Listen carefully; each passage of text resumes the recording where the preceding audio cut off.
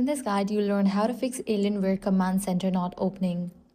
So first thing you want to do is search for run. After it appears, type in wsreset.exe and press enter. Wait for the process to finish. The store will open automatically. Restart your PC and try launching Alienware command center again. If it still does not open, uninstall Alienware command. Then restart your PC, then download the correct version directly from the Dell support.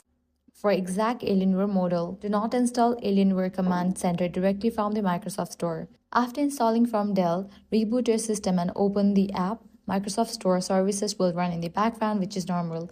Finally, check your Windows services by pressing Windows plus R, typing services.msc and making sure Microsoft Store install service, Windows License Manager service, and client license service are all running and set to automatic. Restart these services if needed, reboot your PC, and then open Alienware Command Center.